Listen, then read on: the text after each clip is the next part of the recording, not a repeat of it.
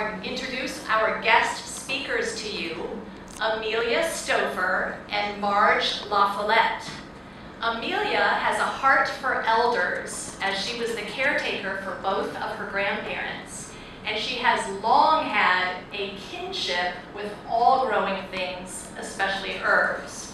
Her friend Marge is also a garden lover, and the two gals have often teamed up to share talks about herbs and teas. In fact, the lavender potpourri that you have as place favors today were created by Amelia and Marge for you from their own herb gardens. So please welcome warmly Amelia and Marge.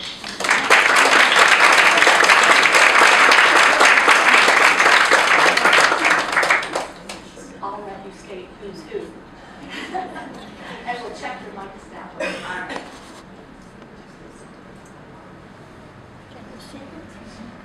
I'm Amelia.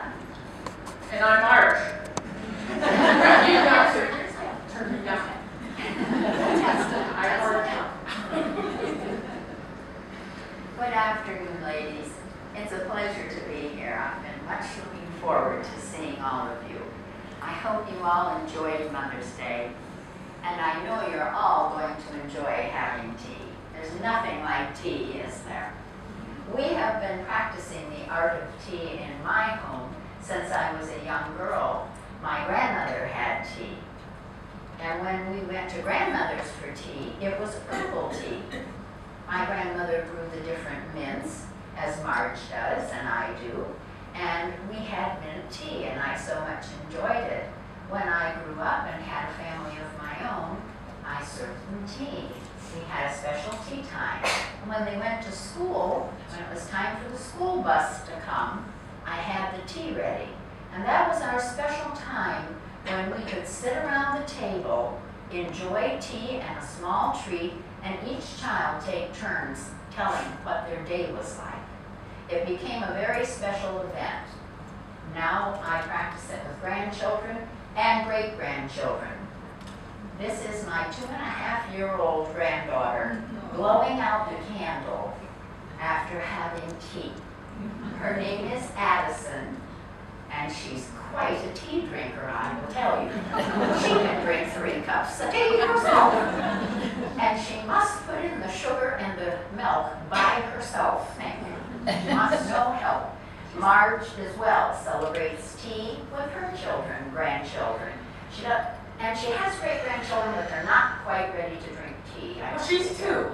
Yes. We got to see her for a little while, and I couldn't get her to take a cup of tea. But she will. They have no choice.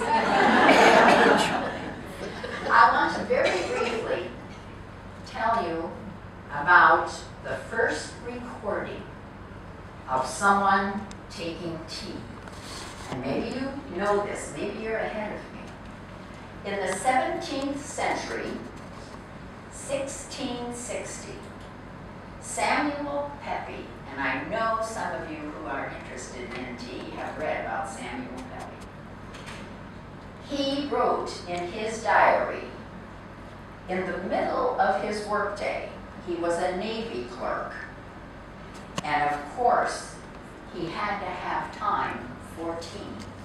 He kept a diary.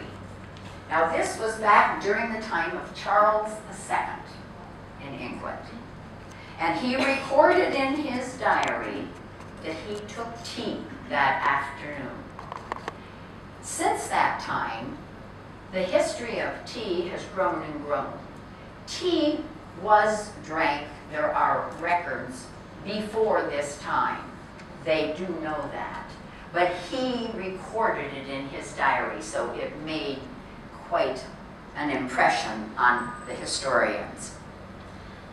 I myself enjoy reading about the history of tea, as does Marge. And if any of you do, A Social History of Tea was written by Jane Pettigrew. She is a historian, and she researched the history of tea, and it is most fascinating. I learned a great deal from this book, and so I wanted to bring it and share it with you ladies in case any of you would like to read it. And if you cannot find it available at the library, I would be more than happy to loan my copy. So, because it is really fascinating. Now, I would like to start by telling you, first of all, that tea is a preference. Tea parties can be very simple or very elaborate. And it's simply what you enjoy. This today, in my book, would be elaborate. You ladies are really being treated because this is just beautiful. They have done a beautiful job of decorating. The tables are just perfect. And it looks like we're going to be served wonderful treats. So I'm really impressed. I don't believe Marge and I have ever attended a tea any more elegant, have we, Marge? Not for this many people, I No, don't think. I don't think so. Marvelous. Yes, it is. Quickly, we would like to share with you a few things we brought pertaining to tea. Marge and I both brought some of our own equipage. As I said, you can have a simple cup and saucer and a tea bag and enjoy a cup of tea. You don't have to go to great lengths. But if you feel like doing a little more, Not a tea bag. yes, and not the tea bag, we'll leave it home. A friend of mine used to say that the tea bag was the sweepings on the floor of when they process the tea.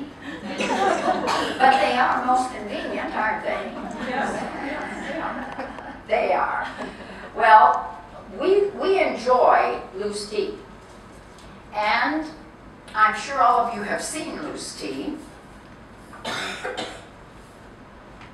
There are many types of tea, black teas, green teas, oolong teas. It's, there again, a preference of taste.